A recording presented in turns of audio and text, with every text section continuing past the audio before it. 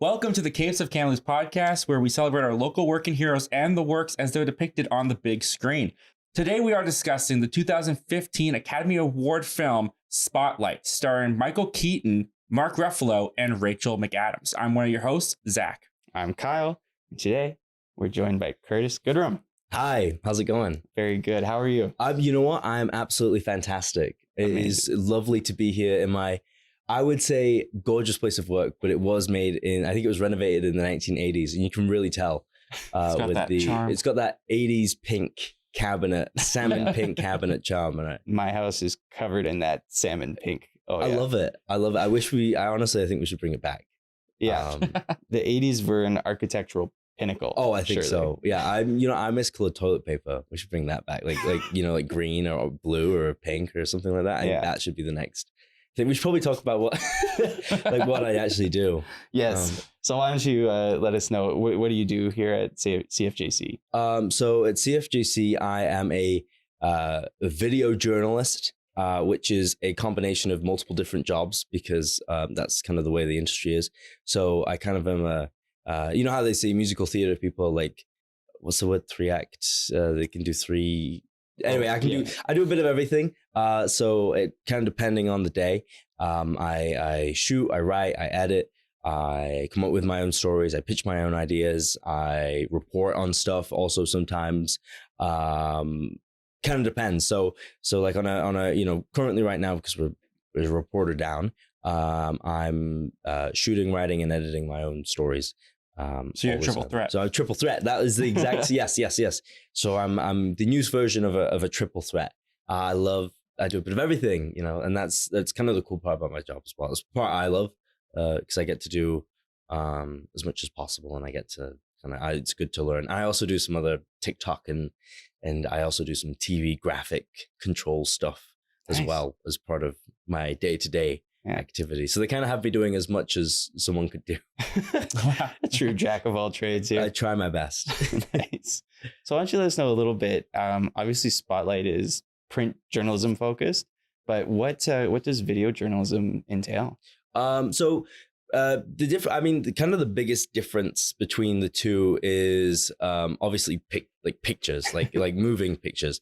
Print journalism, sometimes you'll see that they have like a photo or something. This is the top story, and they'll have a photo of someone.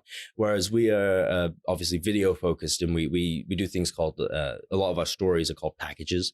It's kind of an industry term for it. Everyone has their own term, but what it is essentially, it is a encapsulated package basically of video and voicing and interviews all kind of smushed together, and that's generally how writing is as well. So we kind of write the same way, we just have different ways of writing. So obviously print writing is a bit different, and with print especially, you have the opportunity to go deeper into topics and be able to give more explanation and background.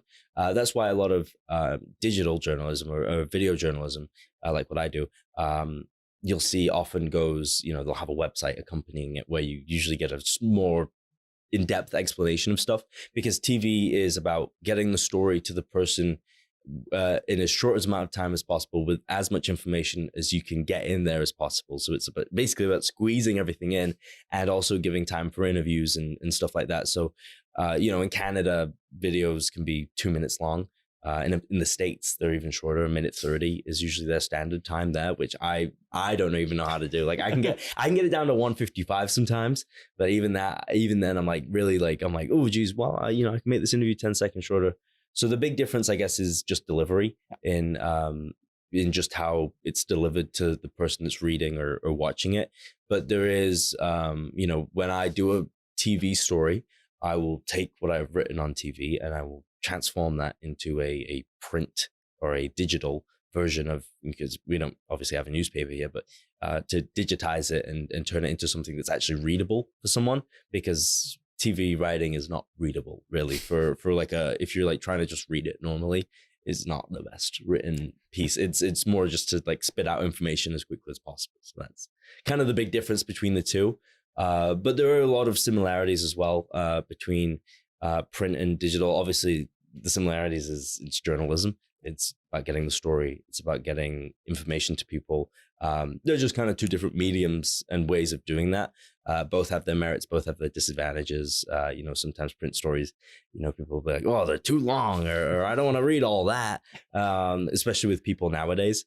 And digital journalism could be like, well, you didn't go in depth enough of this, or we don't have enough. We have some questions to answer still. So there's kind of some things, but both also with stories and stuff, stories can change and rapidly develop as well. So there's a good way to just kind of move around and do that kind of stuff. Yeah.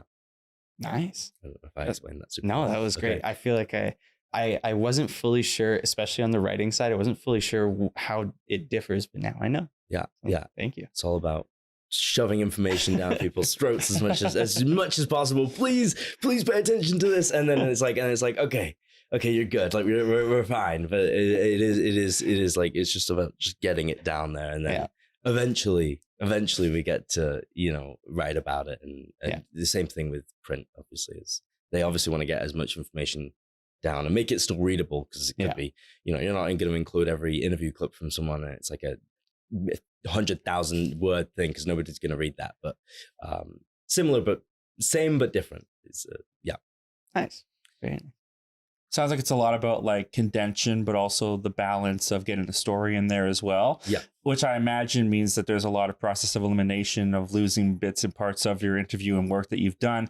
Well, how do you find that balance of condension and story? And like, does it require you to lose parts that you really, really want to include, but you just can't? And how do you let those things go? What makes you decide that? You kind of have to have like a shark mentality in a way. For example, I had this amazing 14-minute long interview with this fantastic author who I interviewed just the other day about Alzheimer's.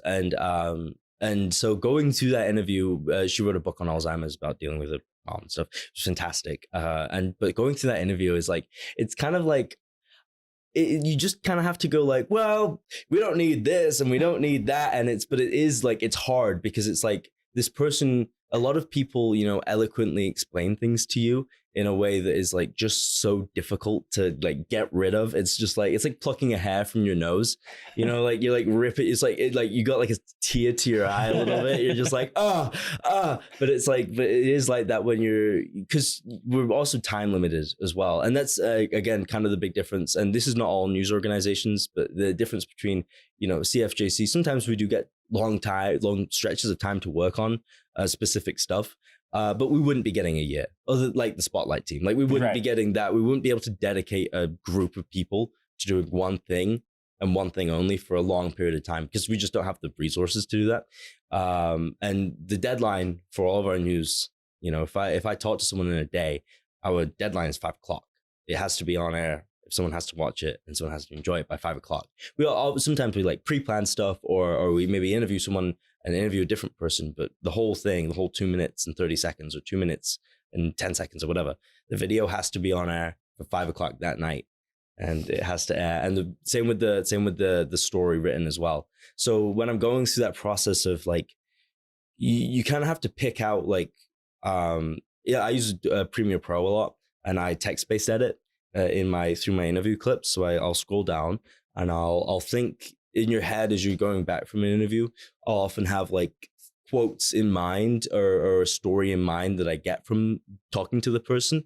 And so I'll be like, okay, like I can include this quote and this quote, and maybe I can include this quote from this person. And usually I try and think of like 3 quotes that I talked about during the interview that could be relevant to the story. And then oftentimes I'll be like, and I'll get down here and I'll see, okay, well, I've got 3 or 4 if I have like 2 or 3, if I have 2 voices for something, each of them I try to gets 2 clips each, or maybe someone gets 3, or maybe it kind of depends.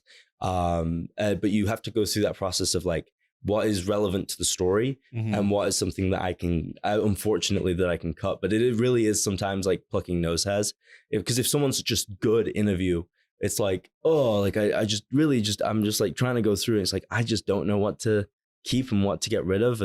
And obviously, people seeing themselves on TV, people are excited about that. and I understand that. But, I always say to people when I interview them, I'm like, yeah, we'll probably talk for like 10 minutes, but you'll see 20 seconds of yourself on air.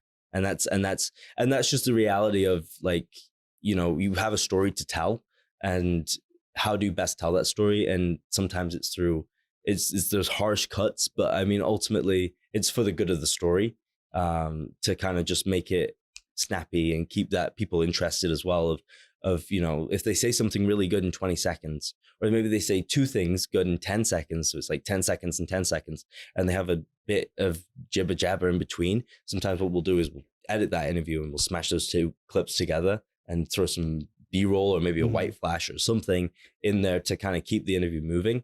And that's just how it is, but it is really hard. Like it's a very difficult thing to, like, I hate it.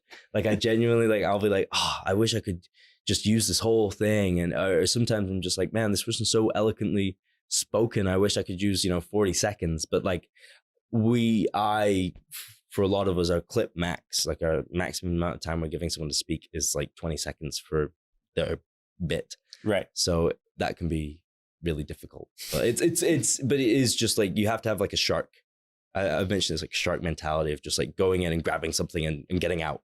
And you just don't have to, you just try not to overthink it, because if you start overthinking, then you're done. Then you start spiraling. It's like, oh, maybe I could use this clip instead. And then you just become a mess. It's like, you just got to get in there, go and then start writing, because it's 3:00 and you have to edit and write this in 2 hours. And so, right. What does a typical day look like for you? Like, it sounds like it's a time crunch. It is a little bit of an assignment. So how do you balance out your days? How do you stay de-stressed with all that's going on and keep things, like focused and aligned in your mind? And like, how do you go about what does a typical day for you look like? I wake up with the sunshine and roses. I wake up just thrilled to start my day. What time are we waking up? Oh God. Probably like 7:30. Okay. But I start work at 9 a.m. and I hate mornings. And so 7:30 is a really brutal wake up for me. So I have my cup of tea, because I'm British. Pinky out, of course, and even a crumpet maybe as well, depending on how crazy I'm feeling. Crumpets are a crazy food item, so it's like if you're feeling crazy, have a crumpet. And so I usually, I maybe treat myself to a crumpet. I get into work at 9:05, usually, definitely not 9:00 on the dot, and then it kind of depends on the day, but I'll kind of go through our Monday, because that's so Monday's like our story pitch day. So whatever pitches, whatever stories we might be thinking to do throughout the week, we'll kind of lay them all out so everyone kind of knows what everyone else is doing, or what leads we're trying to follow up on, or if we're trying to pick something up from the weekend, or if there's a story that we have planned 2 weeks ago and we've booked this interview or whatever. So that usually lasts about an hour, and then after that meeting, everyone breaks out and we all start calling people, hoping that they'll pick up. And then sometimes they do, sometimes they don't. And sometimes they don't, that can get very interesting.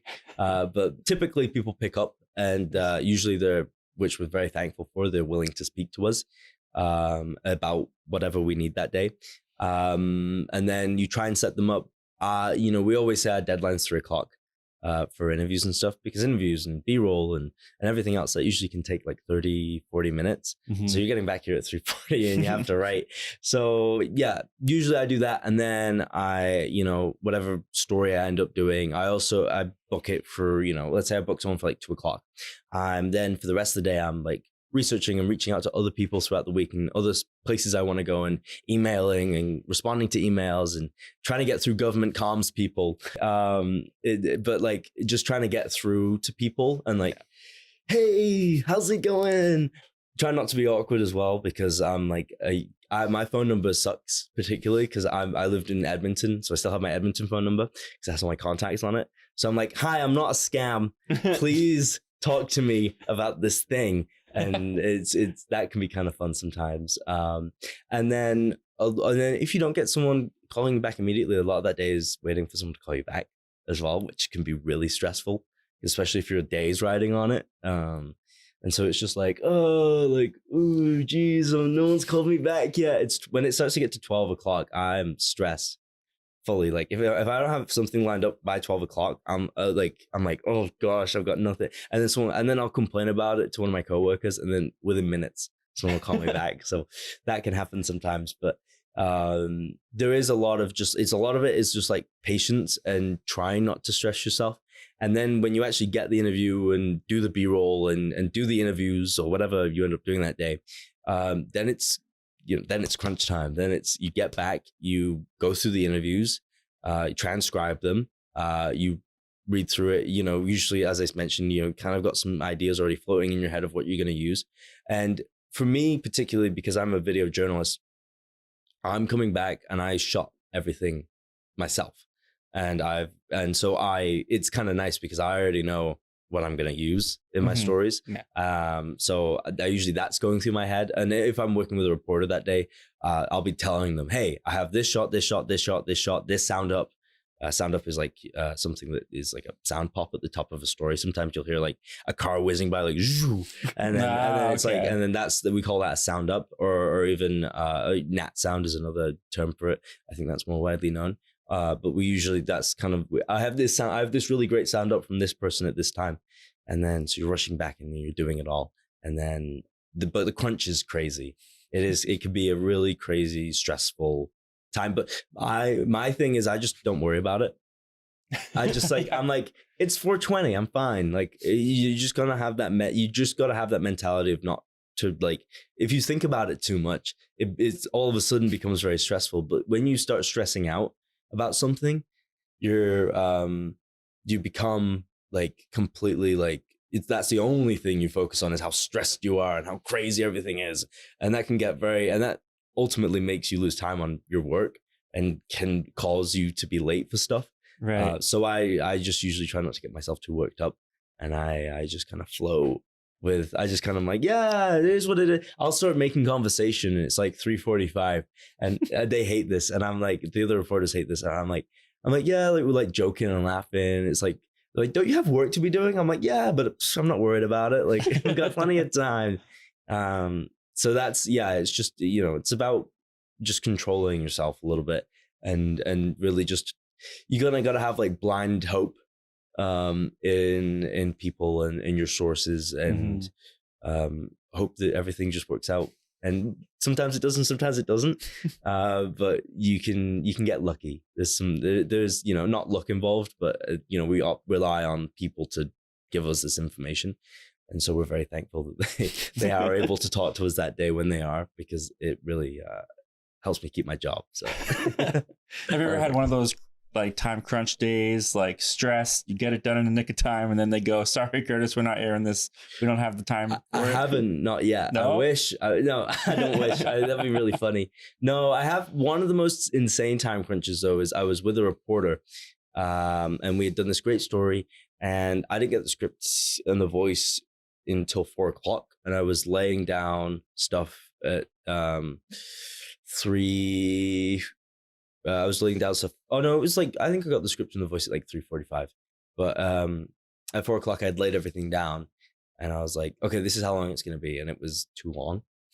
And so that's like, that is really like, that is the hardest thing I find for reporters to do when you get told it's too long, because then it's like, oh, okay, like time to bring in the act. We call it bringing in the axe. And we just have to start hacking away at these stories, because you really put, like, when they are a labor of love, and we often want them to be, especially with some of these stories, especially with this story in particular.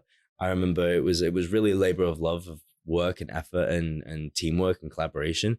And we were like, okay, like we've got to cut it. Like, we've just got to start getting rid of, interview clips and stuff like, and it, again, like plucking your nose hairs. It's like, it is the worst thing to do. And then on top of that, add a time crunch where I'm like, hey, we've got to cut this. Like, I'm running out of time here. And that, I think I got that story uploaded at 4:56 p.m. And then I had to run downstairs and also graphic the news as well, like do the graphics part. So I was kind of like, whew. So there are moments like that, yeah, where it's too long is often like our thing, and especially here, because we're a TV station. Difference between print and TV again, where stories can be too long. Like 3 minutes oftentimes is not like, unless it's a specially orchestrated thing and it's like it has a reason to be that long. it's 2:30 is kind of like you're pushing it, and then 3 minutes is like time to cut. So it's you bring out the cut tool and you just start ripping through the interview and just hope everything's fine. Yeah, even in this like super long form podcast format, we have a hard time because sometimes there's just stuff that you do have to cut and it sucks. Really So I genuinely can't imagine having to cut something like in any interview I've ever done down to 2 minutes and 2:30. That sounds scary. It can be kind of fun. I think it can be kind of it's scary, but it's kind of like, oh well, you just got to do it. Otherwise, you gotta eat. You know, I gotta have my beans on toast. Yeah, I gotta have my beans on toast on the weekend. So, I'm sure there's also moments too where you're like, we can get rid of this guy. We don't need his interview. Yeah, like I mean, sometimes like.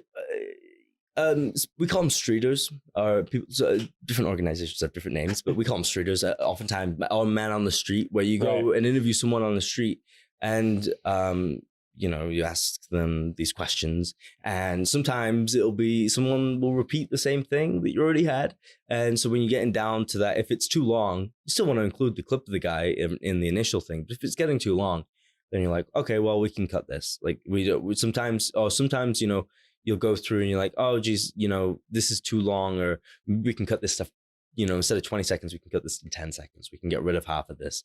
And that's sometimes what you'll end up doing is you'll end up just start slicing through it like that. Right. Instead of, sometimes it's not like, and sometimes it's not the worst thing ever, but it still is like, oh, like, especially when you have to fully get rid of somebody. I always feel bad. I know a lot of reporters won't, more experienced than me, because it is the story. But I'm like, oh, but like we talked to them and they asked when it was gonna air, and it's like, oh, like it's kind of heartbreaking in a way. But I understand, like, it is what it is. If it doesn't work, it doesn't work. So yeah, fair. So we've been talking a lot about actually like the process of shooting the story and getting the story, but who decides and how is the decision made in terms of like what story you're going with? Well, okay, so that's kind of a collaborative thing. So like on our meetings and when we're having our meetings and talking about stuff, so like I often pitch stuff. Everyone pitches stuff. And then there's always stuff that's happening throughout the week as well. That's like an event or an opening or, a press conference or something like that. And so then we'll kind of divvy up who goes to those and who does what. And then usually when you're pitching your story, you're telling people in the room, a room of your peers, if you will, that you're like, oh, hey, this is the story I'm going to do, and this is how I want to do it, and this is how I want to frame it.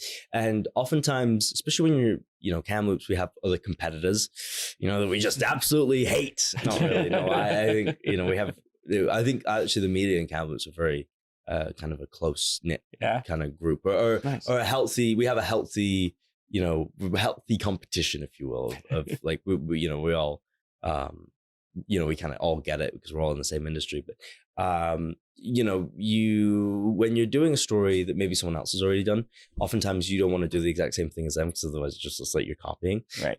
So we always try and find different angles and stuff, or a fresh angle or a unique angle. Even when you were pitching our stories originally, like, it's like, okay, like what's something that like maybe someone wouldn't have thought of. And it's like a process of like, how do we make this story more interesting than what it already is? And how do we get to this point? How do we get to different levels? And that's a collaboration between our news director, assistant news director, the reporter, other reporters. If they have a different idea of, hey, like you could do this, or you can interview this person, even our amazing ENG camera guys, like it's a whole group effort of like trying to like come up with a unique way to tell a story that might be a bit different from someone else, or even just a unique ways to tell a story that hasn't been told. Nice. So you kind of mentioned that like healthy competition between outlets. Well, in Spotlight, there's obviously the worry of someone else is going to break this story. Mm-hmm. Do you ever encounter that kind of worry here? Yes.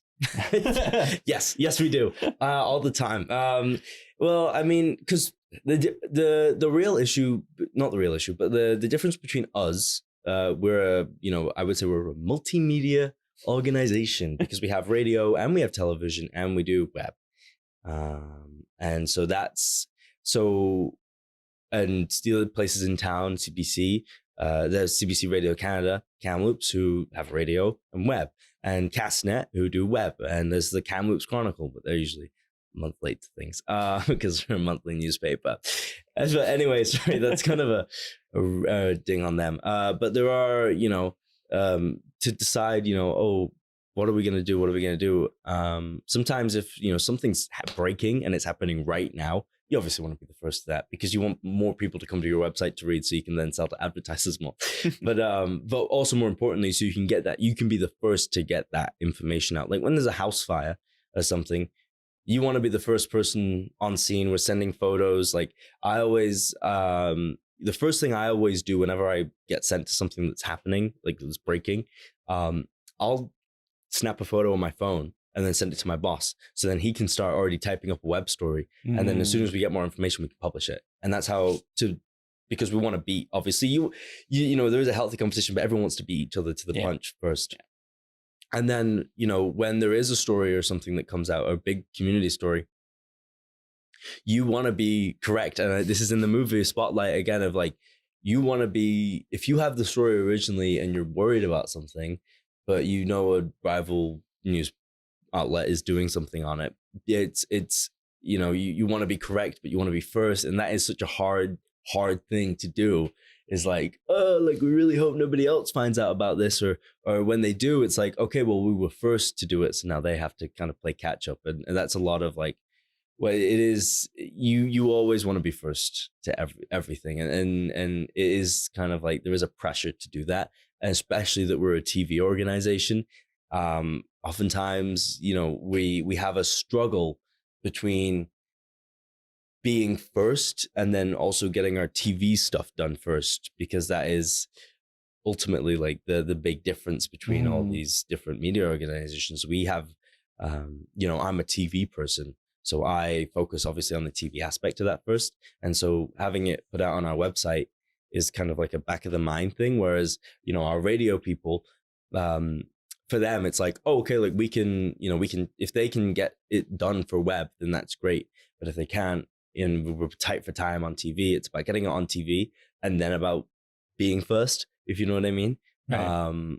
But there's a good amount of healthy competition, but everyone obviously wants to be first to something. No one really wants to play catch up, or if there is something that is, breaking, or to have it out on first, it's always kind of it's like, yes, it's a victory, but I'm not. But nobody's like, nobody's like, victory is mine. Eat that, you goddamn apes. Like no one's like running around with I'm not running around with a CFJC flag when we're first or something. Right. Or when we even like, there was an event that I think an arrest that I got caught on camera. And then there was a reporter from a different station in town that came, and they missed the actual handcuffs being put on, and we got that, and I was like, it's kind of like, yes, but it's like, but obviously you want that, because I think as well with Kamloops being kind of a smaller town, and outlets having less, I don't know what the word is, but like news being such a, and what's the word I'm looking for exactly? Controversial is not the word. Scandals? Well, no, just like news in itself is like, people are always like, oh, media is a dying industry and media is a whatever. There is a, we all understand how media is, and how media is often sometimes portrayed as the bad guy on Twitter. Right, like there's an agenda or like a certain angle that they always attack with. And that's not true. But there is, I think as a collective media group, we all kind of have an understanding, a mutual respect of everyone. Like no one's like, man, I really just loathe what this guy's doing. No, everyone's kind of like, we're all kind of friendly with each other, and we're not like, knives out at each other. But there is a competition for sure. And I think in the movie, obviously the Herald are like the big, geez, we hope we don't get caught by the Herald. And I think in bigger cities, there is more of a kind of a more vicious competition, perhaps. I'm not sure though, because obviously I haven't been there, but I'm sure there is kind of a more, aggressive, like we need to be first because we're always first or something like that. But yeah, I think that's just kind of how it goes. Nice. Kind of going off of that with the whole be first, like in the movie, it really is depicted like these people are married to their jobs. Like it's 24/7. Like even when they're off the clock, they're on the clock. Is there any situation like that for you where it's like if something breaks at 3 a.m., you're getting a phone call, hey, you got to be here like right away because this is happening right away? Like, do you not get to wait until that 7:30 crumpet? Like, do they pull you out of bed a little early there? Sometimes, yeah. I mean, usually I haven't had it here where something's happening at like 3 a.m., but I have had it happen where, I mean, elections, obviously that's kind of a whole different thing. But when something is happening and I'm sat at home on a weekend on Saturday eating Cheerios on my couch, Honey Nut Cheerios to be precise, like from the box as well, straight from the box. Like I'm shoveling those. Like I've not even got a spoon. Like I'm full hand fisting, like chewing like a dog some Cheerios. And sometimes I'll get a call from my boss being like, "Hey, can you go do this?" And I'm like, yes, I can. And I drop everything and I go do it. And I think that is part of I wouldn't say the industry expectation, but it is part of like, for me personally, I love what I do. And so I am kind of, I would say I am kind of married to it in a way where I will drop what I'm doing in a day. Like if I was like, oh, I think I might go on a run today and there's a fire that's happening, I'm not going on that run. Like this is what I if there's ever a time to go and do something, or if someone wants me to go do something, even on my boss, I think was talking to me on Monday. He was like, yeah, if you want to come in a bit later, like at 10 a.m. on Monday and go to this thing. And I'm like, sure. Yeah. Like I don't even ask questions. I'm like, whatever you want. Cause I love it. I think it's so fun. And I love going out and doing these kind of things. And so when there is an opportunity to go do something, I'm usually the one kind of chomping at the bit to go do it because I love it. And, even after hours, like sometimes, after hours, I'm sometimes responding to emails or calls. Someone calls me, I let a call for someone earlier in the day and they call me at 7 o'clock. I'm not going to be like, I'm off work. Good luck. Because you want to know what those people are, if it's an important thing that you're waiting on and they're like, oh, hey, like I'm free tomorrow. That's the story that you have for tomorrow that you don't have to worry about. Or an email, like if you're emailing a group of professors and you want to talk about, I don't know, TRU wildfire or something about TRU's AI program, you're not going to be like, oh, shucks, I'm off the clock. It is what it is. Sorry, pal. I'm not going to respond to your email. Like it is, you just have to, it is that you just have to, be there. And the depiction of them being married to their jobs is incredibly accurate. I feel like I felt that the most. And I'm like, yeah, I would do that. Like I would act how they're acting. Like I would do time off the clock and I would go do things off the clock. And yeah. Nice. Do you have any favorite stories that you've ever covered? Oh, good question. Do I have any favorite stories? Do I have any stories that I want to share that I don't think they're bad? One of my favorite stories I've reported on, actually I did the other day, and it was actually a story that kind of came together in like a night, which is always very interesting. I emailed the Alzheimer's Society of BC and this author that wrote a great book about how she dealt with her mother with Alzheimer's. She was one of those fantastic interviews that was really hard to cut. Actually, both of them were. So that was kind of difficult, but I had to do it in like 2 hours. So, it's really nice when you do a story and you get something back from someone and you're kind of giving them something. Like I got a beautiful email from this person that was like, thank you so much. You really made an impact. I think you really made an impact. Like I got some emails from people. And that to me is always like really heartwarming. It's like just to know that we have an impact on people. And part of like, sometimes when you're a reporter's negativity is like, oh man, like, I hope people care about what we're doing. I hope people realize, like, I hope we have an impact on someone, like, because sometimes you just don't hear about it and you're just like, man, I hope this story like really resonated with somebody. And so hearing that was really nice. And it was also one of my favorite stories to write because it is such a deep topic about dealing with the slow progression of Alzheimer's and kind of losing your parent and how she was able to adapt to that. And it is such a deep topic, but it's nice to kind of frame it as like this kind of positive thing ultimately, that she has this experience with her mom and she was able to write about it. And so that's always very powerful. And then there was this back in the summer, this unfortunately this person jumped off of Overlanders Bridge and fell into the Thompson River and drowned.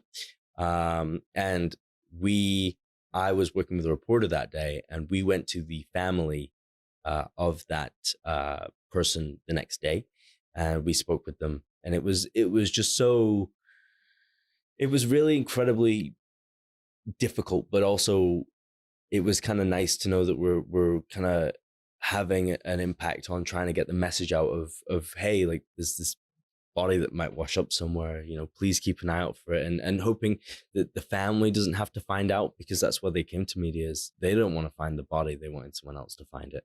Unfortunately, the body I don't think has been found yet, but stories like that are just really, it's really moving, and it can be quite, you almost it's like you almost want to like reach over and like hug them, and throughout Spotlight you see that the reporters are talking about some very serious topics about molestation, rape, these horrible things that have happened to people. And reporters, our job is kind of we're there with a camera in someone's face on their worst day. Like, it is the worst, most stressful, awful day of someone's life, and I'm like, hey, I got a camera. You want to speak into it for me for a second? And so that often can be, we don't want to, people often maybe can see that as, dehumanizing, but really we're trying to tell this person's story, just trying to get it out there for other people that maybe might need to hear it, or someone that can help with that person, or someone that can help that person.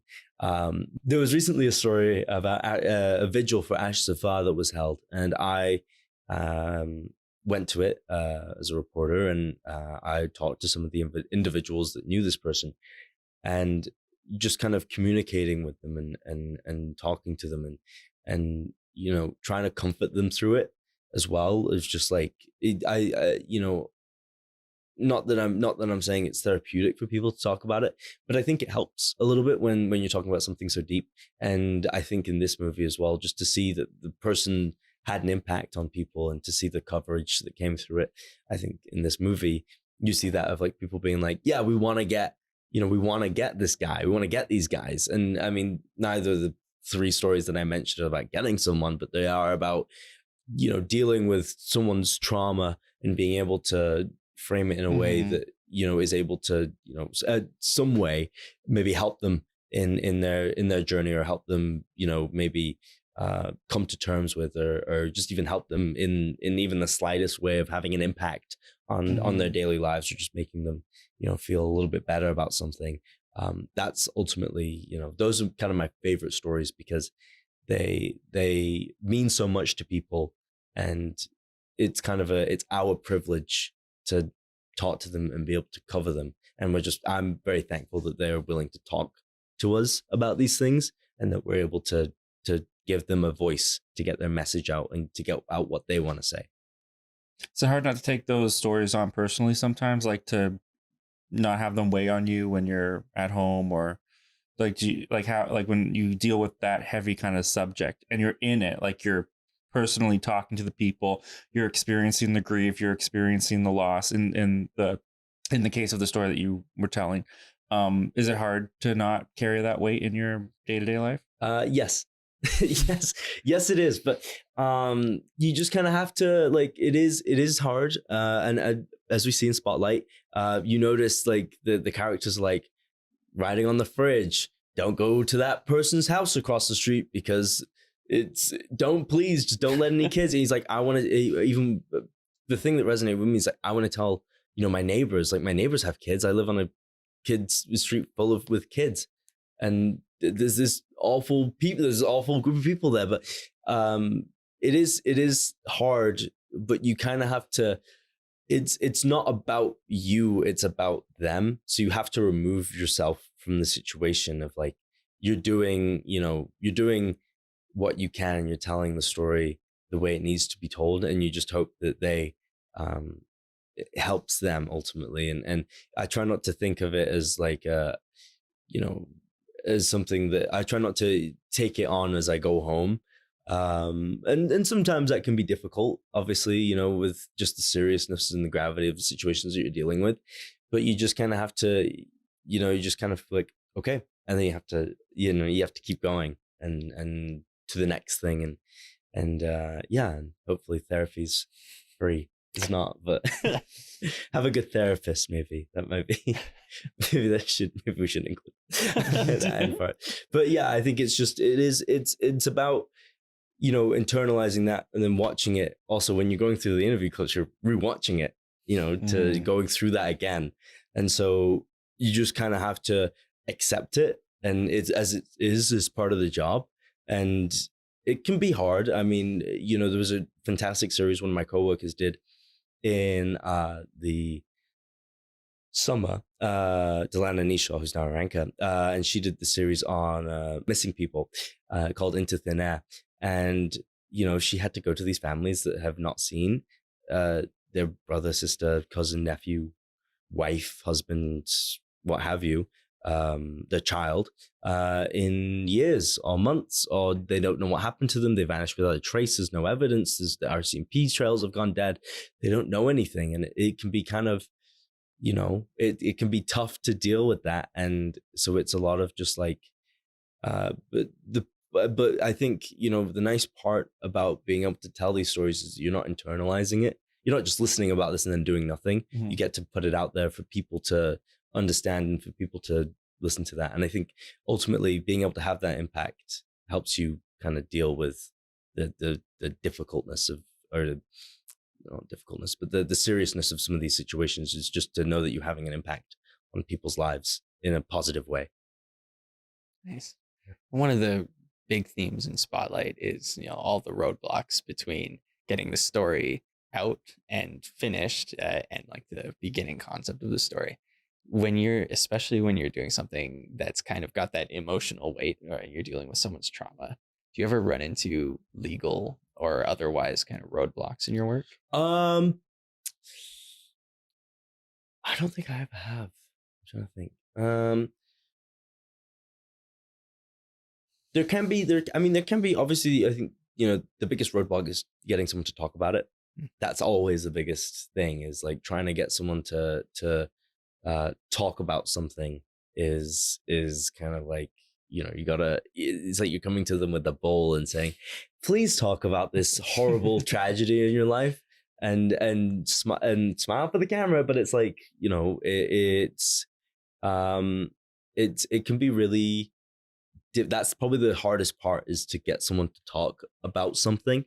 And then I know through the movie, they have to battle the church and lawyers and legal institutions and a whole myriad of things. And sometimes, we don't really necessarily have that with, maybe we do have this with sometimes the serious topics. For example, Butch Bagabayo, who is currently in court right now, for allegedly, I think his trial is set to go into February. But his process of doing stuff, we have to request things a lot. We have to make, freedom. We have to request certain items to be sent to the media, like they do in the movie. And they have the sealed documents. We have to ask for footage of the van and other stuff, for our news things, and so that can kind of be, or photos and images of people before they died. That's something that we had to request a lot for that particular case. And so there is, you gotta kind of be like, please, like, but there is, it is ultimately on the judge's decision and the law court's decision. So that is something that you're kind of like, oh geez, like I hope the law court side with us. But throughout that movie as well, what I noticed is, people oftentimes when what was it Michael Keaton said, he's like, this, we can do two stories here, and we can have the story about you, and we could do this story, and this is the story we want to do, but we will do this if we have to.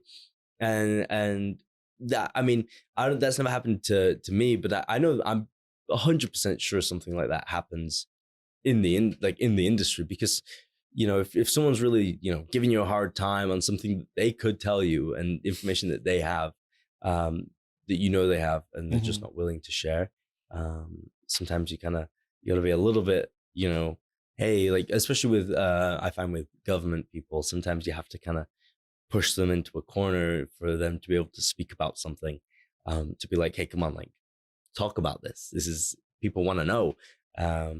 So yeah, I think that happens. I know that happens, but it hasn't happened necessarily to me, but there is still a lot of legal things that you also have to worry about, the word, especially when you're covering lawsuits and law cases and stuff like that. It is, nobody wants to speak to it. So it's a lot of alleged and a lot of she said, he said. And so you're trying to cover that, but make it fair. And so that oftentimes can be quite difficult, is to get a good general coverage of everything and make it as fair as possible, and be able to have like integrity to it. And that's what the Spotlight team as well, they make sure that their work is basically, they say, if we publish this and it's not done right, the church is going to poke holes through it. And that is something that you also want to have. You want to have it to be as bulletproof as it can be. When something goes up, even for your most basic story, if it's as bulletproof as possible, it ultimately makes the story better, and there can not be as crazy rebuttal or something like that. But yeah, nice. I'm kind of curious, what is the kind of standard when it comes to checking and cross-checking information? Well, so it kind of depends. I suppose for something like when we go to court, you have with media people, we have a press pass or whatever, and so we can hit record, and you obviously get film because it's in America, and we won't be, you're not allowed to film in Canadian courts. So you'll have your phone, and so you'll get all the information that way. You'll go through it. You'll have if something needs to be cross-checked, obviously we'll switch it up, check it out, make sure that we're getting the right information from 2 years ago. And then we also have an editor, obviously, that makes sure everything is, we do a lot of peer reviews, to make sure, like, if we're covering a story to its fullest extent, or if there is, if someone didn't get back to us that day, we'll say they didn't get back to us, or if they give a statement, we'll give them the time to say that statement. There was a story recently, 2 skulls were found on a Kamloops property, and the property owner had to pay $80,000 in fines, because it was marked under the, I'm going to butcher this. So I'm just going to, anyway, the property owner had to pay these fines, and to Kamloops and the BC government weren't responding to us at the time. And then both groups responded to us. And then, but we had to put that on our web page saying, hey, this is what they said, and we have a link to it here, and kind of how they had a link to the files in like a URL link at the bottom of whatever they did. That's also a good way to show people, hey, this is what they're saying. This is exactly what they're saying. We have a link to it. You can read it here if you want to know. And so having that as well, like showing, as much as you can. The goal is to have as much as you can. And sometimes people don't want to talk, and organizations don't want to talk, and the government doesn't want to speak to it. And that's fine. They can choose not to do that. They can, what would they say in the movie? Is law didn't want to speak, or doesn't need to speak, or yeah, it was something like that. It was like it was something that it made him sound above speaking on the thing. Yeah. And so I haven't had that happen to me, but I know some until it blows up in their faces, then all of a sudden at the the text box at the end of the movie said he had to resign in December of 2002. So I was like, oh geez, like that's what you get for thinking you're above these things, because when they start to blow up, it will blow up in your face if you don't have your comment onto it. And that's why we everyone kind of cross-checks each other's work and make sure that we've got the best possible thing that we can do to put out there and give to people, so they understand the story as well as we do. And that's kind of the cool part as well, is like you learn things the same time. You have to learn all this stuff and then also be able to explain it to somebody. And so that's super cool as well. It's another cool part of the job. Anyway. Nice. My last question would be, obviously, and we don't have to get too much into the content in Spotlight. We've touched on it a little bit, but it's a really big story, like in that case, international story. Have you ever encountered, or have you been working here while a kind of national level story broke? There's only one that I can even think of. And it was a few years ago now, and that would be when they found the unmarked graves. Yeah, I moved here a year ago, so I haven't really been here. I was actually even past the Red Bridge, but I've been here when some like province-wide stuff was broken. Murder of Ashafar, which I was actually the first. I was the first person, I believe, in town to get images of the tent of the outside of the house and go up and ask, hey, can I get some shots of this? And we didn't know who it was at the time. So, that was kind of interesting, but there is, I can kind of speak to Spotlight to have that kind of effect is something that I think every news organization, journalist, reporter, what have you, kind of dreams of, not dreams of, but to have, to be able to uncover something that is so horrifically evil, and to be able to present it to people and be able to say, hey, look, this is what we were able to do, and this is a thing that is having wide-reaching effects across cities. I mean, at the end of that movie, they show, all the cities that this stuff has come out in, and so it's like, oh, okay, like this is like, this has such a wide effect on stuff, and I think that is every kind of whatever a reporter wants, is that their work and what they do and what they uncover ultimately has an effect on such a wide-ranging thing in society like religion. It can kind of change how people perceive it, and makes people think, more critically about, who they're putting their trust into as well. And I think that's, something important to do. Is I think, a lot of what people have lost nowadays, especially this was 2002, I believe this report came out. So things have kind of changed. But nowadays people, I think, are thinking less critically about stuff and more about how, they'll watch some guy on TikTok and he'll explain a news story to them, a very complex and deep issue, and he'll rip something off of a website and read the headline.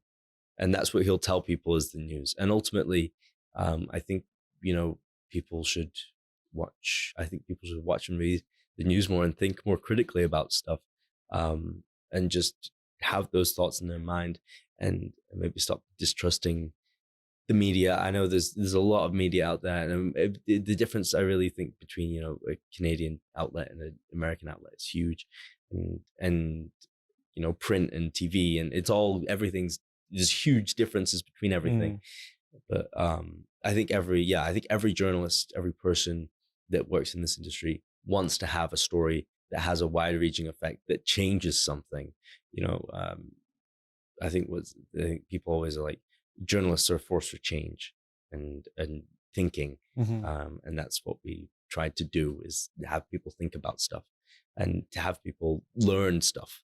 The truth about things. I think that's really important, and that's what that movie, Spotlight, shows is there's a pursuit of truth, and how important it is, and how important it can be for society to know these things and not just keep it under wraps for hundreds of years.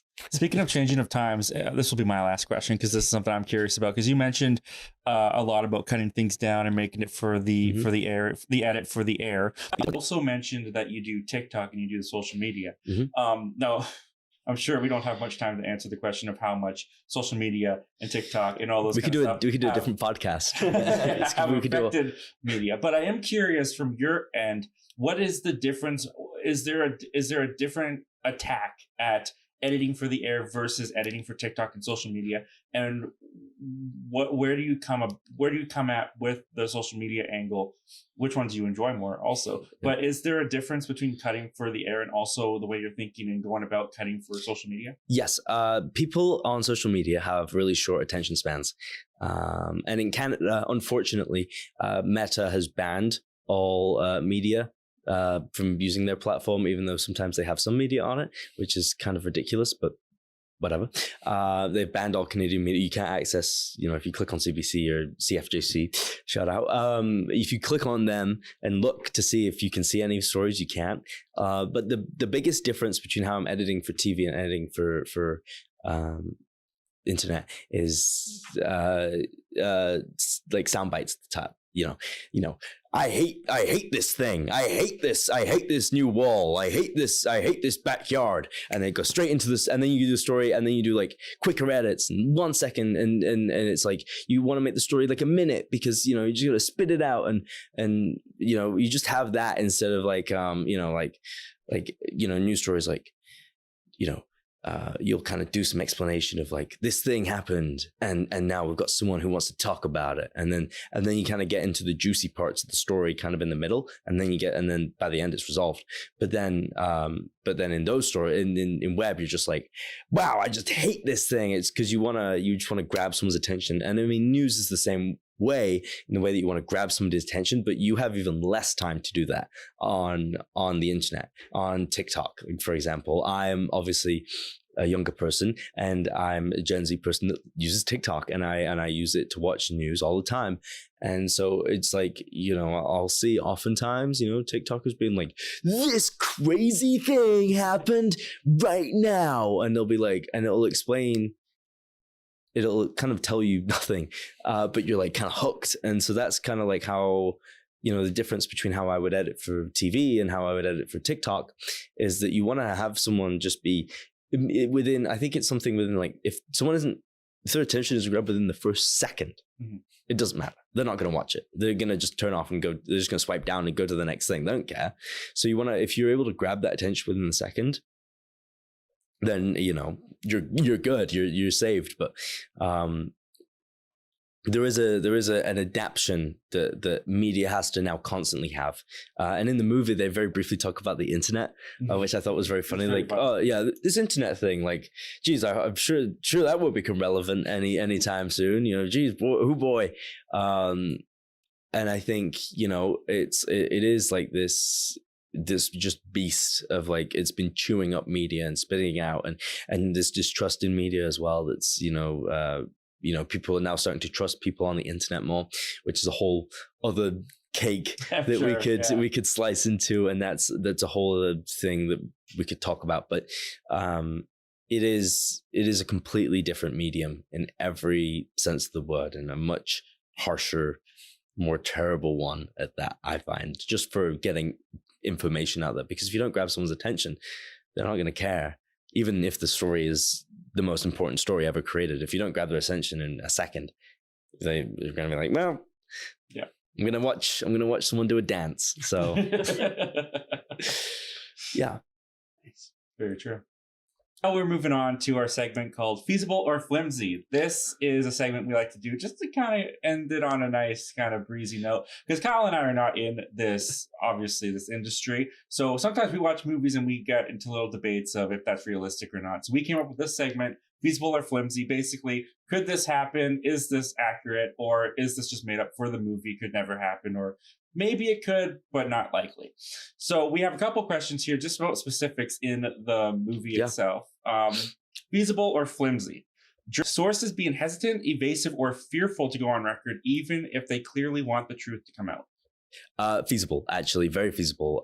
Oftentimes people, especially with TV, I think they even mention it, like, they didn't want to go on camera or something like that. That is something that happens quite a lot, where someone doesn't want to talk about something, even if they want to with all their soul. I really want to talk about this, but they get nervous, or they're scared, or it might impact their job. And there are ways that you can get around it, and you can't reveal them, but it can, people, it is a very feasible thing that can happen for sure.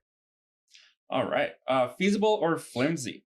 Reporters building trust with victims over multiple meetings before ever asking for on-record quotes. I would say feasible. I don't know if I've ever done that, but there is a way. I do often build relationships with people, in order to, part of our job is to build relationships. And so people are more comfortable talking to us, especially someone that we're going to talk to a lot, like politicians, local local people of importance, that kind of stuff. And there is a way to kind of build those relationships. And I'm sure, and there is something to, if you can make someone feel comfortable over the phone, which sometimes you have to do. If they, they call you and they're like, oh, I'm not sure about doing this. And you have to you kind of gently explain to them what's going to happen, the process. And sometimes they might want to know the questions. And that is totally a thing that you kind of have to do sometimes. So that, I would say that's feasible. Yeah. Have you ever made a friend? What? I would say I have, yes, because I do. Every week I go to the SPCA for Pet of the Week. And so I talk to, I know basically everyone there now. Cause I'm like, hey guys, what's up? Like, it's me. And they're always like, hey, how's it going? I'm like, great. We talk about, our lives. And then I'll like, see you next Friday as I jet off in my Buick. So yeah, no, there are, sometimes you make friends. I don't know if necessarily there'd be friendships with maybe the victims, but there are friendships with sources and people that you talk to, especially when you talk to them a lot. You do make a connection because you're talking to them so much, and you see them, weekly, or maybe a couple times a week. So yeah. All right. So our final feasible or flimsy for you today is kind of the whole crutch of the movie. Reporters slowly uncovering a massive story over months or even years by following just one document, one source, and one lead at a time. I would say feasible. Because there is, that takes, a lot of dedication, and that's what the whole group of Spotlight is. Spotlight in itself is a very feasible movie. It's not very. It's based on. But there is something to be said about, like, even with stories that maybe you've done a couple things on, like they have, to maybe just like pull those and get that and take this, and you can put it together, and it creates this whole other big, huge thing. And it's these different clues and things that come together eventually. And sometimes you will start on a story and then realize, oh, this is much bigger than just this one thing. It definitely is feasible that, like, slowly things kind of come together, or you get into a story without realizing how big it is, and then all of a sudden it's way bigger than you thought. The scope of it is way more encapsulating than perhaps you maybe thought to begin with, and that is something that happens a lot. Nice. All right, sweet. Thank you so much. Thank you. We've got a couple ratings we're going to ask you to give to end off the episode here. Okay. So the first is a rating of the realism of the movie. Mm-hmm. And obviously it's a true story, so that might have some bearing on the rating there. And then the second one will be a rating on how much you recommend the movie as a movie for someone to go see. And they're both out of 10, one being the low end and 10 the high end. Okay, perfect. Do I go now? Yeah. Okay, so 9. I would say 9.5 on the realism. Journalists don't usually look like Rachel McAdams, or not like these, like, like they're not as smoky as maybe Michael Keaton, but it is ultimately a very realistic movie about a very realistic thing. The dialogue, it's super strong. It was nominated for an Oscar, and I think it won.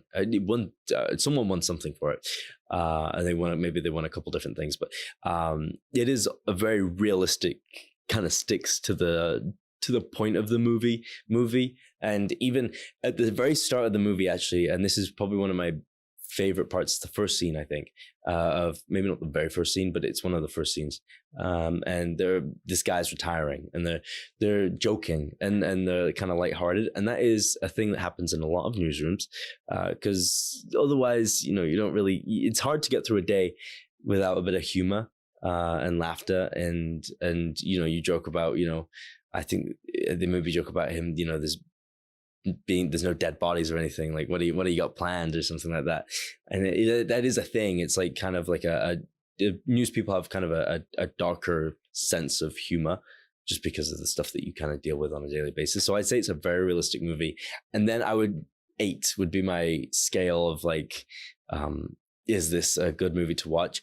It is if you have a spare 2 hours. You know what I mean? Like, I wouldn't be like, it's not like a popcorn movie. Like, you kind of got to be, I think you got to be in the mood to watch it. You know what I mean? Friday night, gonna put on Spotlight. Yeah. Friday night. Oh boy, I can't wait to see Batman in Spotlight. Like, it's not, you're not all going for that. You're going more for like, you'd be like, I want to feel intelligent, so I'm going to put on Spotlight. Like, I want to feel like a smart person.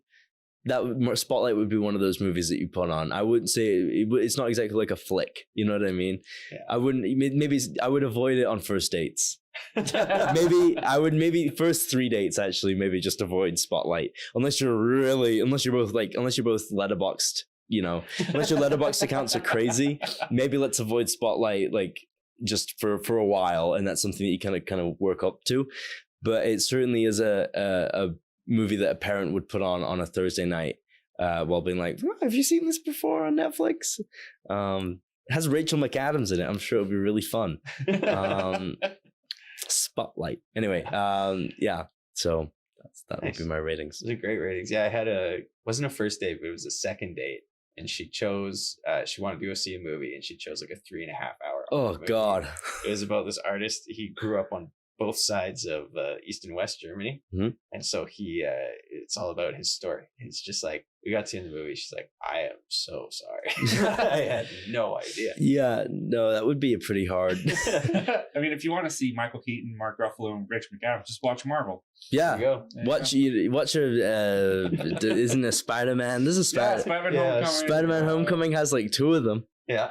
Doesn't it? I don't know if he's in that one, but Michael Keaton's in Homecoming, Mark Ruffalo's the Hulk in Avengers, and Rachel McAdams is Doctor Strange's girlfriend. So. Well, at least she's getting work, you know. God. What a waste. It really is. But that's a whole. Anyway, that's a whole. We could sit here for another 2 hours and talk about.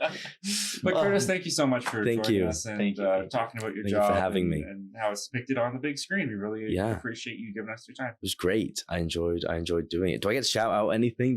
Absolutely. Yes. So anything you like to say? We usually like to end up by giving you the floor if you'd like to say something to the community. Yeah, honestly, just support. Not even just us at CFJCtoday.com, but all local media that are, kind of really important. Yes, you out there, read your local media, read the newspapers, read websites, try and keep yourself as informed. I often say to people, vote in municipal elections.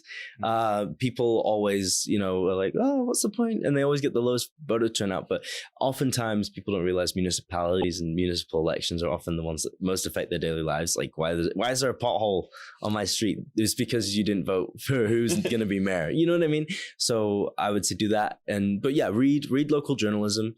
And, feel free to let us know if we're doing anything. Feel free to tell us about stuff as well. If you know something, we would love to hear it. We would love to maybe even do coverage on it. Yeah. Amazing. Awesome. Well, do you have any personal projects you want to plug? No, but I have a personal Instagram. No, I have a work Instagram. If you want to follow me, I'm at Curtis Goodrum.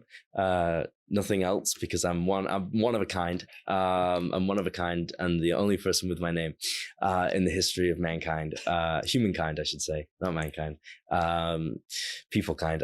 Sorry. My Instagram is at Curtis Goodrum. My X or Twitter is at Curtis Goodrum. My LinkedIn, I'm not sure what that is, but my name is Curtis Goodrum, so I'm sure you can find me on there as well.